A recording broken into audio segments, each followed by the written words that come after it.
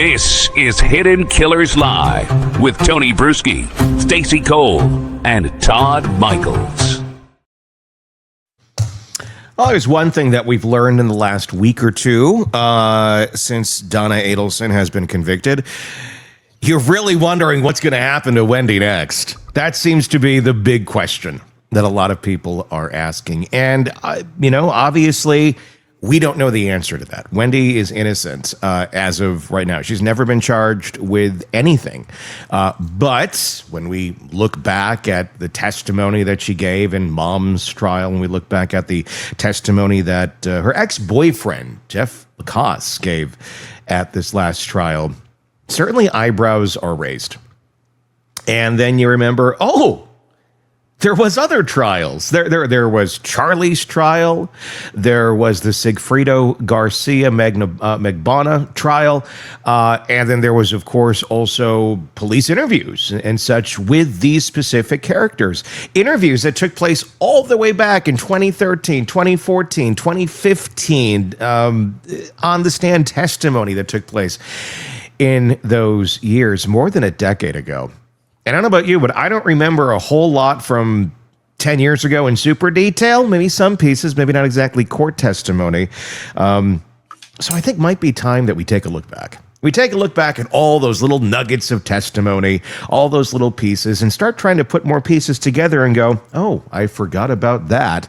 That's what we're going to be doing a lot of this week, as we're going to go through court testimony from Jeff Lacasse, Wendy's former boyfriend, all the way back in 20, I think, what is our first one here? This is 2014, 2015, I believe, the Sigfredo Garcia trial. And then we're going to look at his testimony in the Charlie trial as well. And there's a lot that's revealed here. This is not an ex, I think Wendy is real happy with having. What about you guys? I was waiting for a little pause here, Tony, because what I want to ask is, think back to some of your exes, okay? And think of what they might say if you need to call them up to the stand to, talk about your life, a little snapshot of your life. How's that going to go for you? Probably fairly boring, quite honestly. I don't really have a lot. And then he worked on a ghost podcast, and then I don't know. I don't really have that. I'm happy with that. I don't have a lot of weird. I don't really have anything that one's going to talk about my family planning a murder. I don't have any weird sexual shit. I don't have any weird this or that. I got nothing.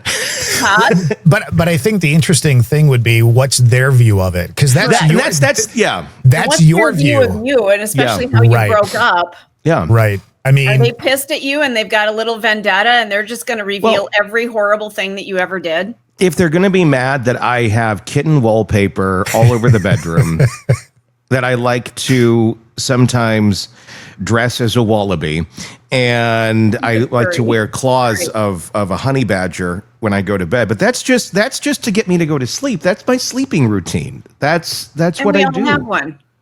And I don't do anything while I'm wearing the honey badger gloves or the wallaby costume with the kitten wallpaper, while I'm drinking warm goat milk from a backpack, which I wear throughout the evening, which provides me with a straw that allows me to sip the milk from a nipple.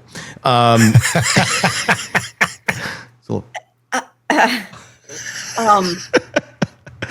that, again, that's how I go to sleep. I take a couple melatonin. I'm like everybody else.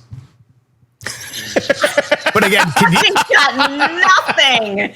I have nothing to give to this conversation. Can anybody beat that? I'm out. No, but I'm just sitting back going, how far is this going to go? It went pretty far. That's why I sat back. I'm like, go. While I'm watching reruns of The Golden Girls. Well, who doesn't do that? It's on in Nick reverse. For sake. Like in reverse. So like literally the episode plays in reverse. So it's like, it's like listening to it. It's really weird. Thank you for being your friend. The shit that comes out of that song when it's played in reverse. Oh my God. Paul's not only dead, Paul's a mass murderer. I don't know if you knew about that, but yeah, I mean, Night Stalker. really weird shit. We might need to take a look into what you're eating for breakfast before we go live. Or lack thereof. Or, right, yeah. Maybe you do need to eat before we do this. I've had a Red Bull. It gave me wings. Oh, God. Although you can't. We need to clip your wings, like, right now. Although you can't say that anymore, can you? Like, they had to, like, change the slogan because somebody sued them saying, I believe, I don't know if this is internet lore or meme or whatnot, but because it doesn't truly give you wings, I think they had to. This is according to my daughter. So again, could be TikTok lore. I don't know the answer to it. But we are in the dumbest timeline, I swear to God. So I looked it up really quickly on our friend Google, and it says, yes, Red Bull changed its slogan because false advertising. And that happened in 2014, folks. Wow. So this was back. Imagination, people. See, and this is what should have truly happened with the person who brought that lawsuit. They should. So you're suing Red Bull because you didn't grow wings. Is that correct? Okay. Yeah. My service revolver's right here, and you just like. Yeah. World's a better place without you in it now. It's time for you to get out of the pool. I agree. So yeah. I don't know how we got to that, but we got there. Well, there was nipples involved and badger claws and all sorts of that kind of stuff. I just asked a really innocuous question about would you want your ex on the stand talking about your life? Oh, I answered it then. So then basically the answer is really no when you think about it. Yeah, it really is. Okay. I mean, I just revealed I got ahead of the game right now. There you go. I just got ahead of the game. Everybody knows all of my secrets. All of them. I bet we don't. Thank God. I also have sheets. My bed sheets are that of Today's Special, which was a television program for children in the 80s on Canadian television. It was of a mannequin whose hat came off, or when his hat came off, he was frozen, but when he had his hat on, he came to life in the middle of the store. Well, so Today's Special. Right? I was going to say everyone. This. A little bit like Frosty the Snowman when you think about it. Yeah, but it was a Canadian children's television show set in a department store in 1985. It's a little different. God, your brain knows is this just stuff. Evolved, it's different, isn't it? It's different.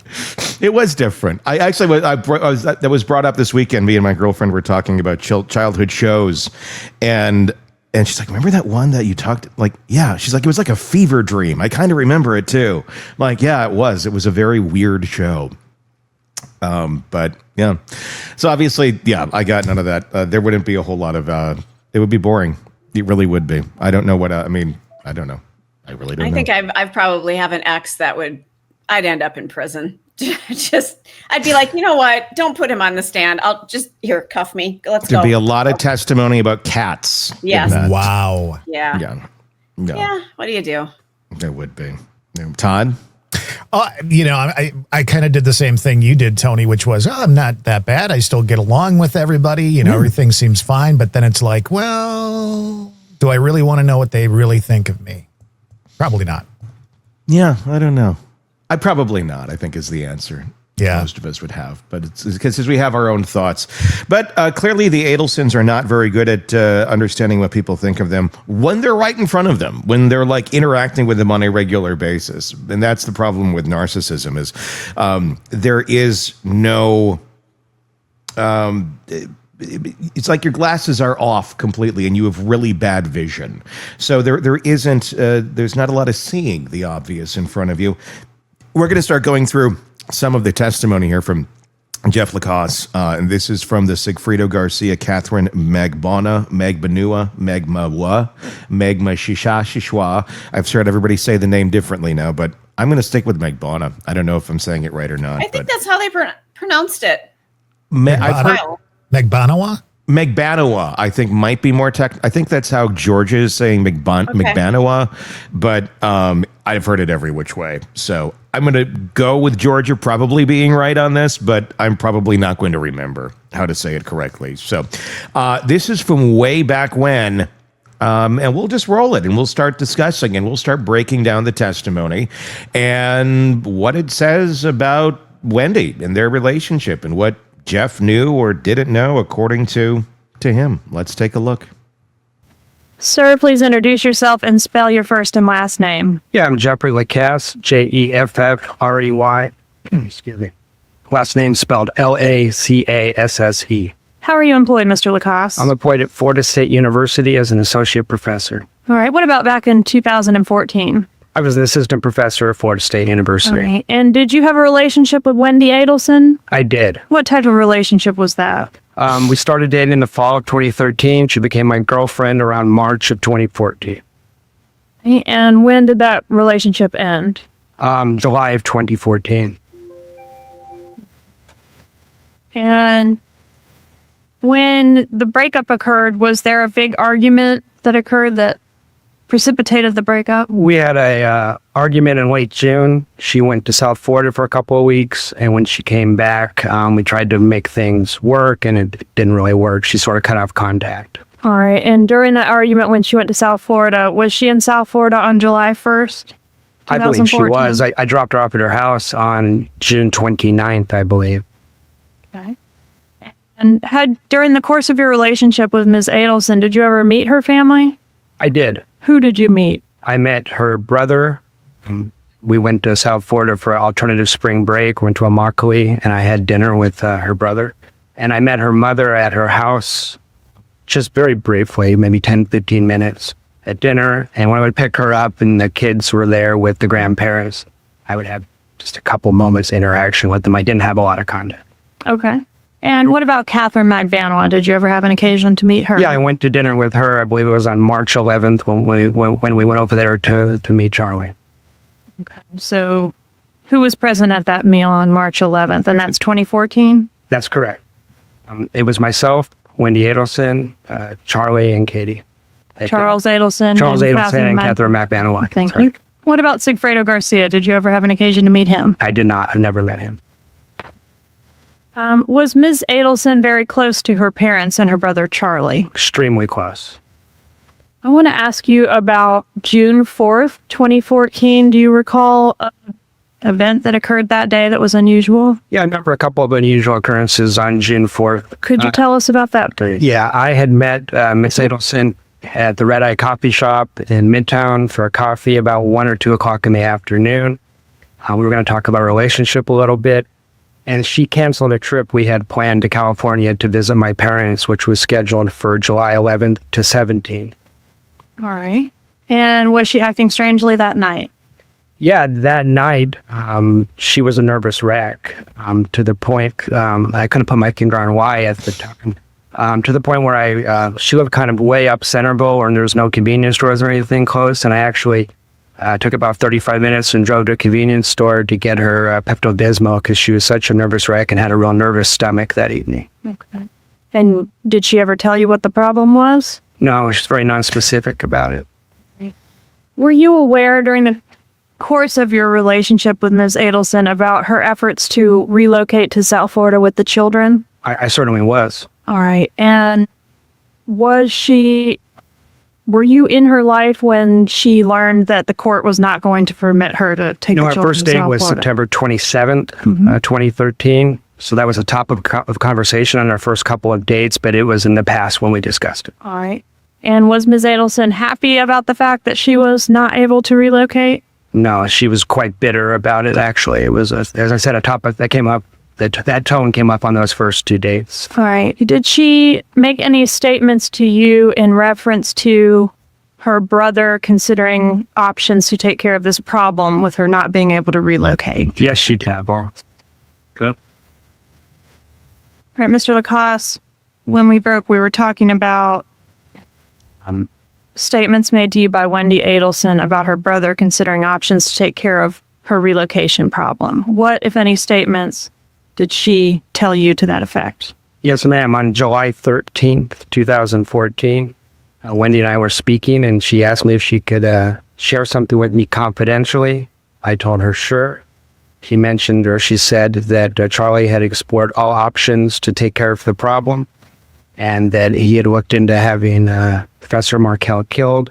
It would cost about $15,000. I later talked to Investigator Isom and said that could have been $50,000. They sound awful alike. Okay, so you're not sure if she said 15 or 50. That's right, but I'm confident she made that statement. I just can't remember the exact dollar amount. And she did state that was during the relocation battle the previous summer is when that had taken place. All right. And the day that she made the statement to you was July 13th of 2014. Yes, ma'am. Want more on this case and others? Then press subscribe now and don't miss a moment of true crime coverage from Tony Bruschi and the Hidden Killers podcast.